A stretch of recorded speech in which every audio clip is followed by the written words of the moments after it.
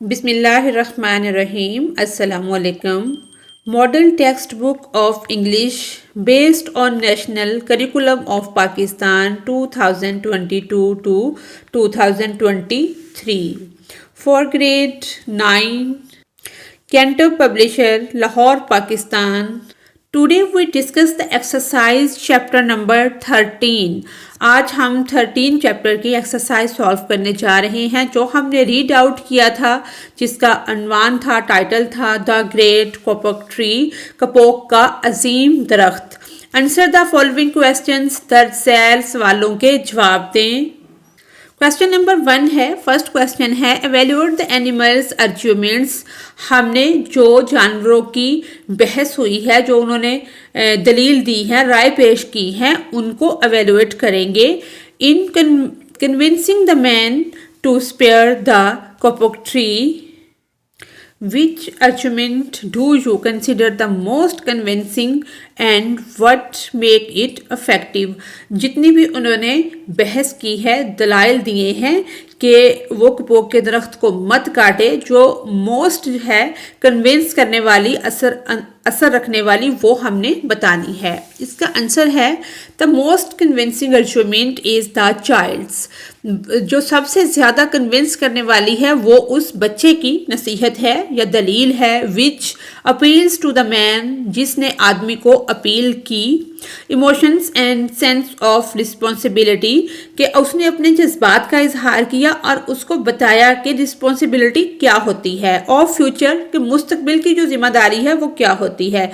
Future generations, highlighting the tree's value beyond immediate utility, के मुस्तकबिल में दरख्त हमें क्या फ़ायदा दे सकते हैं। दिस आर्ग्यूमेंट इज़ अफेक्टिव, ये जो दलील थी ये असर रखती है या असरअंदाज होती है। बिकॉज क्योंकि it takes at the man's heart strings, के दिल की जो तारे हैं, and makes him the reconsider his actions, कि उसने क्या कहा है, क्योंकि जो आदमी को उसने समझाया है कि इसको बचाया जाए या इस तरह का एक्शन ना लिया जाए कि दरख्तों को ना काटा जाए। जो बच्चे की दलील है वो सबसे ज़्यादा अफेक्टिव है, अच्छी है। सेकंड क्वेश्चन है from the writer's view point what message is conveyed through the dialogue.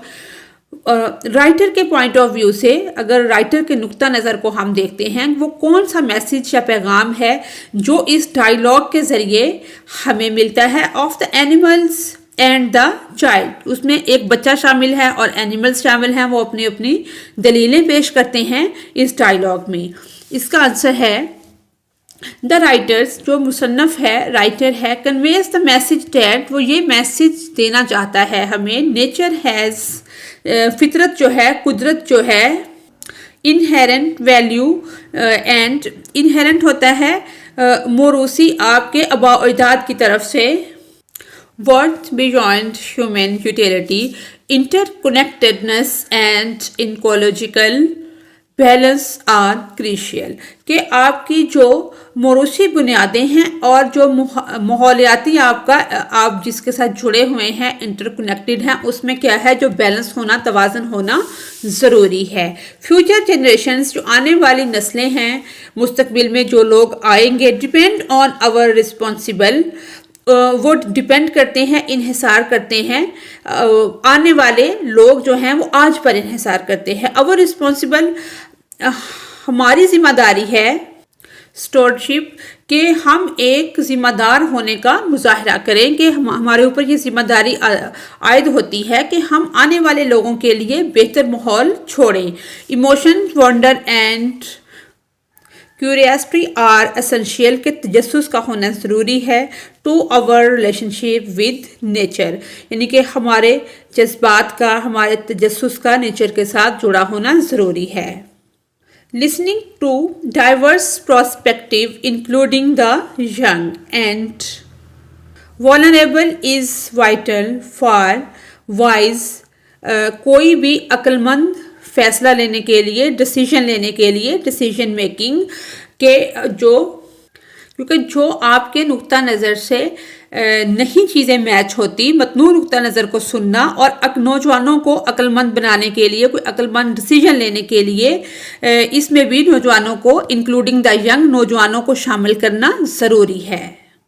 Question number 3 है, इन पर अंदाज़ा लगाना द इमोशंस जज्बात का of the creatures in the rain forest when they see the man, कि जब उसमें रहने वाली जो बरसाती जंगल में मखलूक थी विद एन एक्स, के उन्होंने किस तरह से अपने जज्बात का इजहार किया जब उन्होंने देखा कि एक आदमी कुल्हाड़ा लेकर या कुल्हाड़ी लेकर आ गया है। व्हाट कॉन्टेक्चुअल इंफॉर्मेशन, जो हमारे कॉन्टेक्स्ट से हमें इंफॉर्मेशन मिलती है। स्पोर्ट्स योर इन्फेरेंस, इसमें बताया ये गया है कि बारिश के जंगल में मखलूक के जज्बात का अंदाज़ा लगाएं जब वो कुल्हाड़ी वाले आदमी को देखते हैं और कौन सी मुतज़ाद मालूमात आपके क्यास की तायीद करती हैं। इसका आंसर है the creatures in the rain forest feel fear, जो मखलूक थी रेन फॉरेस्ट बरसाती जंगल की, वो क्या करती है, फियर खौफ महसूस करती है। Urgency, desperation and hope as they plead with the man to spare the tree, evaluate through their gathering personal appeals and emotional language, यानी कि बारिश के उस जंगल में जो क्रिएचर रहती है, मखलूक रहती है, वो क्या करती है, खौफ महसूस करती है, मायूस हो जाती है, खौफ महसूस करती है और मायूसी उस पर छा जाती है। और जब इंसान से दरख्त को बचाने की वो इल्तिजा करते हैं और इज्तिमाई और ज़्यादती अपीलों और जज्बाती ज़ुबान के ज़रिए उसको इजहार करते हैं। नेक्स्ट क्वेश्चन नंबर 4 है, if you were to add another, अगर आप किसी और को शामिल करना चाहते हैं, ऐड करना चाहते हैं, एनिमल जानवर टू द स्टोरी, इस कहानी में व्हाट काइंड ऑफ एनिमल, किस किस्म के जानवर को वुड इट बी आप पसंद करोगे, and how would its presence contribute to the overall effort to convince the man to save the kapok tree, और किस तरह उस एफर्ट को आप सपोर्ट करते हैं जिससे उसने कन्विंस किया कि इस दरख्त को, कैपोक के दरख्त को मत काटा जाए। I would add a bee, मैं एक मक्खी को, बी को ऐड करना चाहूँगी। सिंबलाइजिंग इंडस्ट्री एंड कम्युनिटी, जो कि अलामत है इंडस्ट्री की और कम्युनिटी की। मक्खियाँ जो हैं वो एक कम्युनिटी की शक्ल में रहती हैं। The bee could argue that the kapok tree provides nectar, उसने कहा है कि वो क्या करता है, वो जो कैपोक ट्री है वहाँ पर हम रहते हैं, वो प्रोवाइड करता है नेक्टर को, फॉर इट्स हाइव, उसका छत्ता बनाने के लिए नेक्टर को प्रोवाइड करता है। हाईलाइटिंग द ट्रीज इम्पोर्टेंस, इसमें हाईलाइट किया गया है दरख्तों की अहमियत को।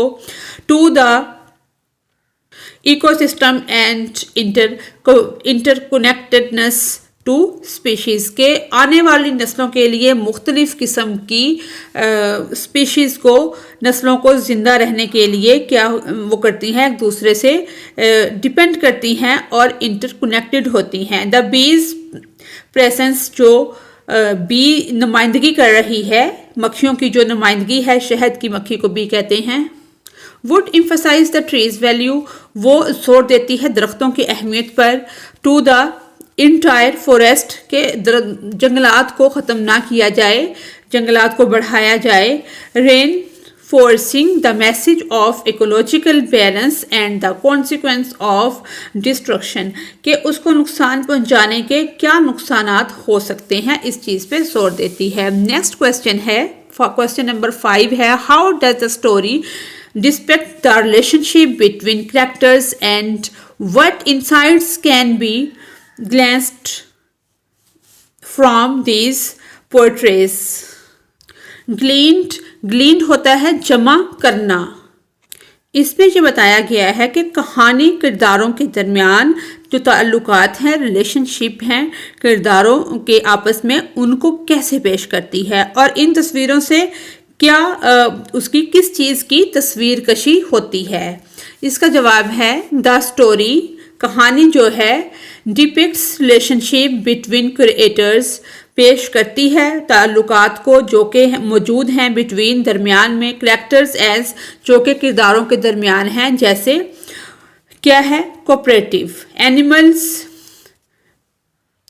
एनिमल्स क्या हैं? मुत्हद हैं, यूनाइट टू सेव, मुत्हद हैं, आपस में इत्तेफाक रखते हैं इस बात के ऊपर, टू सेव के बचाया जाए, द ट्री दरख्तों को सेव रखा जाए, उनको बचाया जाए। शोइंग वो ये जाहिर करते हैं, कलेक्टिव जमा करना, कलेक्टिव एक्शन यानी कि वो एक मिला जुला रद्द-ए-अमल जाहिर करते हैं। एंड शेयर रिस्पॉन्सिबिलिटी और अपनी जिम्मेदारी को वो शेयर करते हैं कि ये हमारी सबकी जिम्मेदारी बनती है कि हम क्या करें, दरख्तों को बचाएं। एम्पैथेटिक एम्पैथी क्या होती है? हमदर्दी, कि वो क्या है, एक दूसरे के हमदर्द हैं। एनिमल्स अंडरस्टैंड, जानवर जो हैं वो समझते हैं। एंड रिस्पेक्ट ईच अदर्स, के एक दूसरे की इज्जत करना क्या होता है। Prospectives demonstrating empathy and understanding, इस प्रोस्पेक्टिव से कि वो मुजाहरा कर रहे हैं हमदर्दी का और एक दूसरे को वो समझने का मुजाहरा कर रहे हैं कि हम सब के लिए दरख्तों का जिंदा होना, मौजूद होना ज़रूरी है। इंटरजेनरेशनल, के नई नस्ल के लिए, नस्ल नू के लिए, the child's presence highlights the importance of considering future generations, जो बच्चे ने अपनी दलील पेश की थी कि आने वाली नस्लों के लिए, नस्ल नू के लिए ये बहुत ज़रूरी है। Insight glanced from these portrayals include unity and cooperation, ये इस चीज़ की तस्वीर कशी करता है कि मुत्तहद होने की और एक दूसरे के साथ कोऑपरेट करने की, कोऑपरेटिव होने की। And lead to positive change, और नुमाइंदगी करता है, लीड करता है, लेकर आता है, ला सकते हैं हम एक पॉजिटिव, एक मुस्बत तब्दीली। एम्पैथी, हमदर्दी एंड अंडरस्टैंडिंग और एक दूसरे को समझना आर एसेंशियल, ज़रूरी हैं फॉर इफेक्टिव कम्युनिकेशन, एक बाअसर मवासलात के लिए क्या ज़रूरी है? हमदर्दी और एक दूसरे को समझना कि आपकी बात असर करे।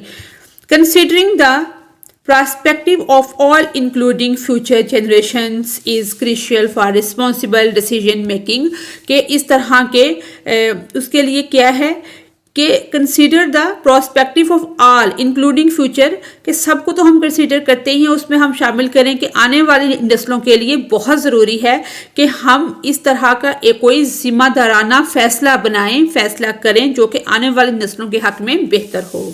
आगे है question number 6। In the context of the Great Cocoa Tree, what are the underlying message? इसका बुनियादी मकसद इस दरख्त के ज़रिए क्या है? और prospective that the author subtly communicates, के बारीक बेनी से जो उसने कम्युनिकेट किया है, तो कौन सा बुनियादी मैसेज इसके अंदर छुपा हुआ है राइटर्स पॉइंट ऑफ व्यू जो है उसके मुतालिक। द आइथर, जो मुसन्नफ है, आइथर है, सडली कम्युनिकेट्स, वो बरीक बीनी से क्या करता है? कम्युनिकेशन करता है, कम्युनिकेट्स इन्वायरमेंटलिज्म, माहौल के मुतल्लिक या जो माहौल को हम लोग ख़राब कर रहे हैं उसकी अहमियत के मुतल्लिक आइथर जो है बताना चाहता है। द इम्पोर्टेंस ऑफ, के क्या अहमियत है, preserving nature and the interconnectedness of species, के आने वाली नस्लों के लिए, नई नस्ल के लिए माहौल की क्या अहमियत है। एम्पैथी एंड अंडरस्टैंडिंग, हमदर्दी करना और एक दूसरे को समझना। The value of listening to diverse prospectives, के जो मुख्तलिफ नुक्ता नज़र के लोग हैं उनको सुनना। And considering the impact on all beings, और उन पर असर अंदाज करना कि आप उनसे इस तरह की गुफ्तगू करते हैं जो कि असर करती है। इंटरजेनरेशनल रिस्पॉन्सिबिलिटी, के नस्ल नू के लिए, आने वाली नस्लों के लिए हमारी क्या जिम्मेदारी है। The need to consider the consequence, इस चीज़ की ज़रूरत है कि कंसीडर किए जाएं कि क्या नताइज निकलेंगे ऑफ आवर एक्शंस, हमारे अमलों के, ऑन फ्यूचर, और जो आने वाली नस्लें हैं, फ्यूचर जनरेशन्स हैं, उन पर उसका क्या असर पड़ेगा। कम्युनिटी एंड कॉरपोरेशन, कॉपरेशन का, ताआवन का, यूनिटी का, कम्युनिटी के साथ लोगों की जमात पे कॉपरेशन का क्या असर होता है। The power of collective action, मिलकर अमल करने की जो पावर है, ताकत है। And unity in achieving a common, और जो मुत्तहिद होकर किसी चीज़ को पूरा करने का, अ कॉमन गोल, कि किसी भी आम मकसद को मिलकर हासिल करना। रिस्पेक्ट फॉर, इज्जत करना, इंडिजिनस मुकामी नॉलेज इलम, द चाइल्ड्स विजडम, बच्चे की जो अकल है, अक्लमंदी है, and understanding of the natural world, और फितरत की दुनिया को, फितरत को जो समझना है, हाईलाइटिंग द इम्पोर्टेंस ऑफ, वो हाईलाइट करता है इस अहमियत को। इंडिजिनस प्रोस्पेक्टिव, मुकामी नुक्ता नज़र से। नेक्स्ट है analytical question, what symbolic role does the child, वो कौन सा अलामती किरदार बच्चा जो है वो अदा करता है, from the Yanomami tribe, Yanomami कबीले से, play in conveying the environmental message, जिसके ज़रिए माहौल का मैसेज जो है वो हमें मिलता है, ऑफ द स्टोरी, इस कहानी के अंदर। द चाइल्ड, बच्चा जो है, फ्रॉम द यानोमामी, यानोमामी कबीले का जो बच्चा है, यानोमामी ट्राइब, यानोमामी कबीला सिंबलाइज, अलामत है innocence and purity, emphasizing the need to protect the natural world, इस चीज़ की ज़रूरत है कि फितरत को महफूज रखा जाए फॉर फ्यूचर जनरेशन, आने वाली नस्लों के लिए।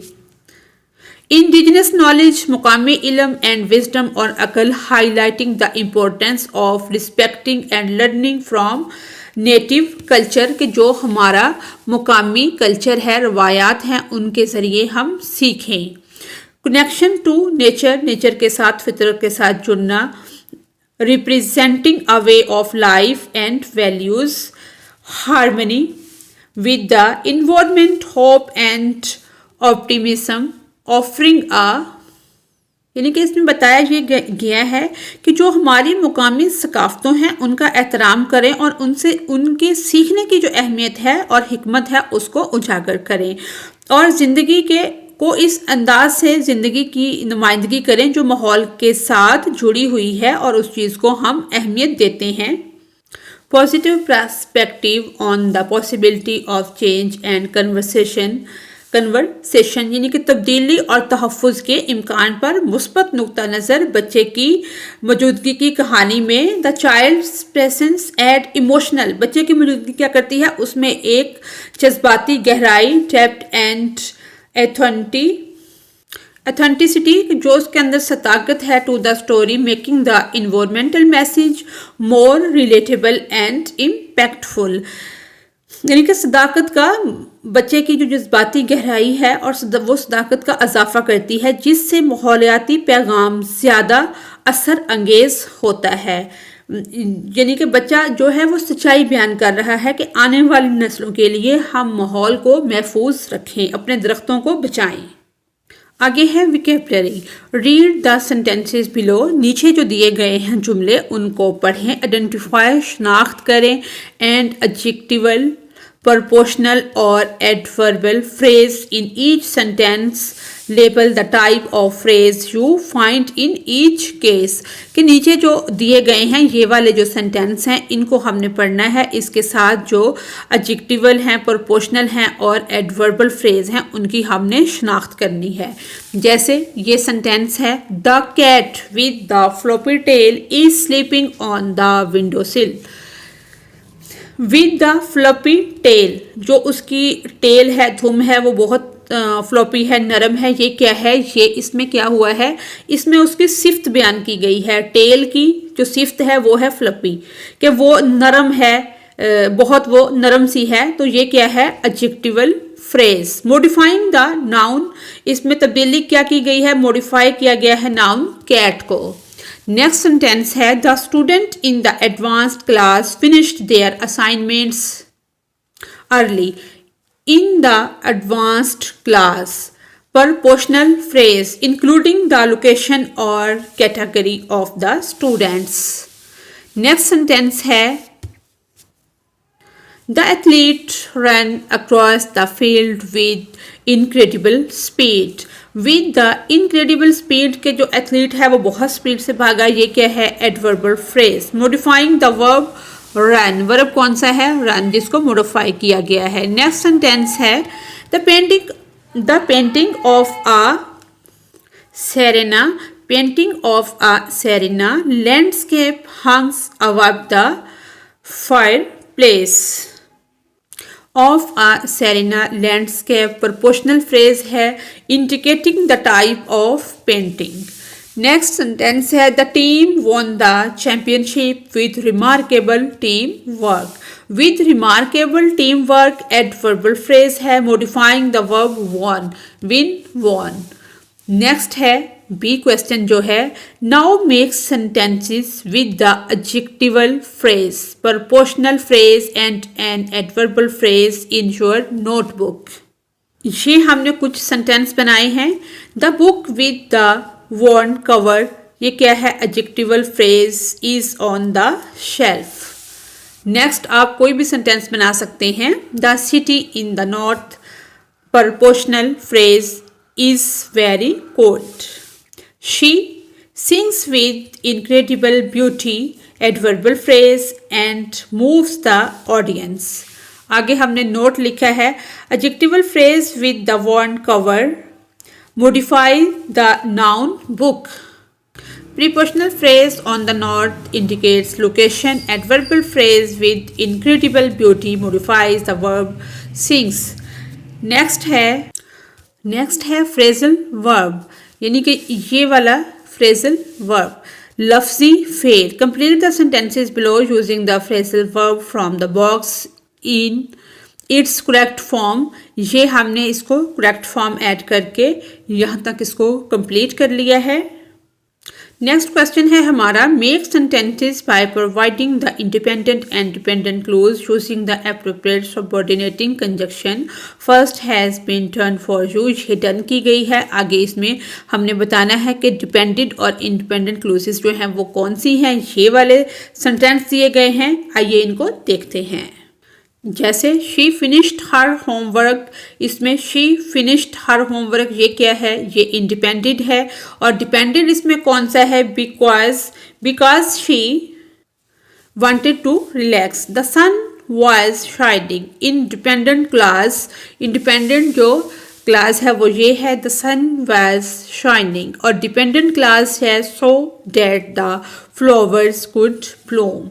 नेक्स्ट सेंटेंस है they couldn't go the beach. Dependent clause जो है इसमें they couldn't go to the beach, और जो dependent है वो क्या है, because it was raining heavily.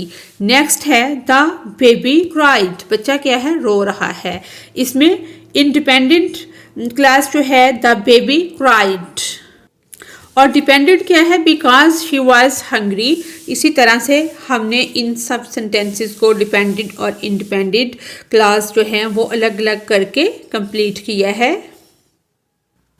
यहाँ तक ये हमारा कंप्लीट हो गया है। नेक्स्ट क्वेश्चन है हमारा tenses choose the correct option. ये हमारी करेक्ट ऑप्शन है जो कि हमने चूज कर ली हैं। ये यहाँ तक हमने इसको कंप्लीट किया है।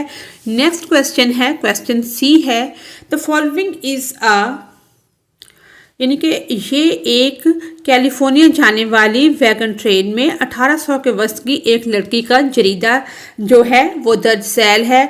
इसमें यानी कि ये वाले लफ्ज़ जो हैं यानी कि बी होना, एक्सपेक्ट तवक्को करना, वाक चलना, इंसिस्ट इसरार करना, पैक करना, लॉस खोना, इसको हमने ये साथ दिया गया है present perfect, past perfect, present perfect, present perfect, इसी तरह से पास्ट परफेक्ट और फ्यूचर परफेक्ट। इन ही टेंसेस के अंदर इसको हमने कंप्लीट किया है।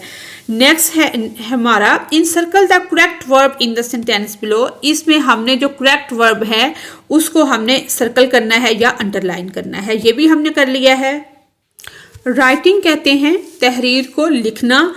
लिखने के ज़रिए हमारे बहुत सारी चीज़ों की मशक हो जाती है कि हमें टेंसेस किस हद तक आते हैं, हम सही अपनी राइटिंग में और स्पीच में सही चीज़ें इस्तेमाल कर सकते हैं।